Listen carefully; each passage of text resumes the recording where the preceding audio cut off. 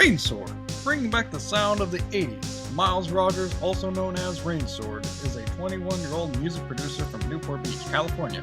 Using hardware synthesizers from the 1980s, Rainsword tries to recreate the nostalgia of a time he was never able to live in. Take a trip back with us to the 1980s with Rainsword and enjoy the synthesized sounds that defined a decade.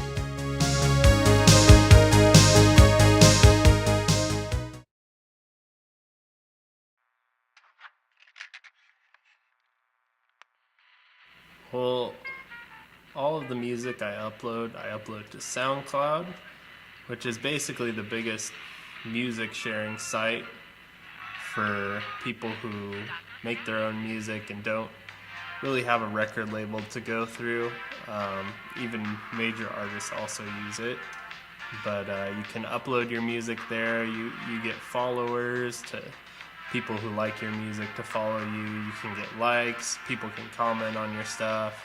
You can put your music up for download. Just add different albums and whatnot. And it's a great tool for connecting with people.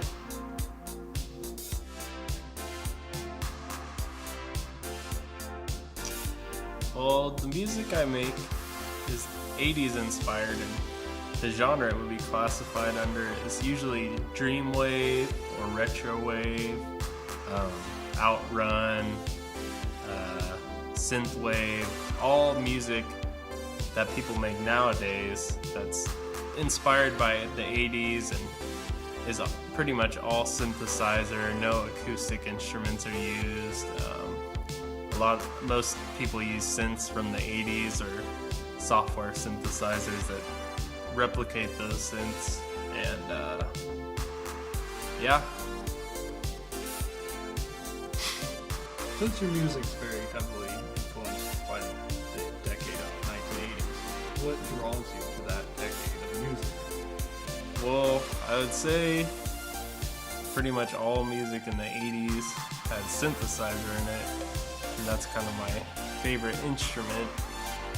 So I like the sound. I like how synths are used in 80s music, and I like that it's pop music, but it's not bad pop like today's music.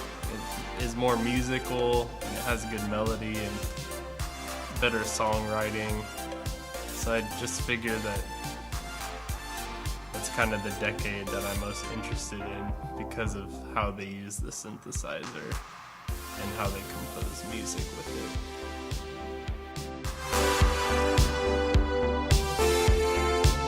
Well, when I was in 4th grade for Christmas, I asked for a bass guitar.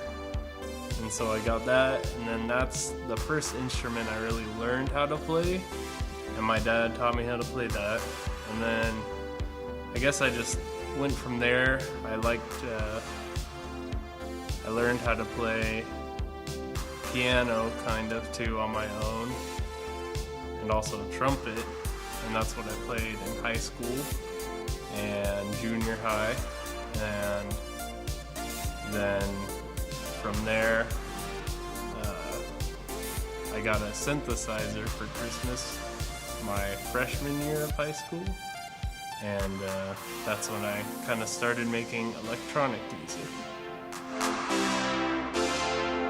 So since you are influenced the 80s, and you say that you like synthesizers and you were using a bunch of synthesizers and keyboards, can you show us, or show me, the first synthesizer you ever used and was interested in? Well, this is a micro Korg that I got for my birthday or Christmas my freshman year. I forget which one, but it's a digital synthesizer, but it's made to make sounds like 80s synthesizers.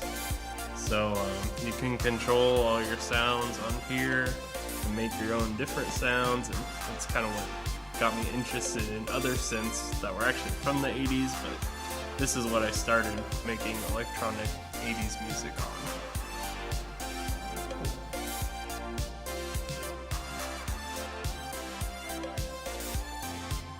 How I got more popular than I was I posted one of my songs to this guy who has a YouTube channel which promotes artists that are within the same genre that I make. And before this, I maybe only had 30 followers or so on SoundCloud, which isn't a lot.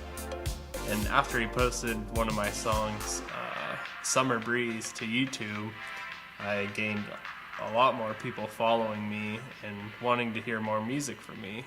So that's kind of where my fan base started, and currently I'm up to, I believe, 506 or 7 followers, and every day I get at least 1 or 2 new people who discover my music and decide to follow me on SoundCloud.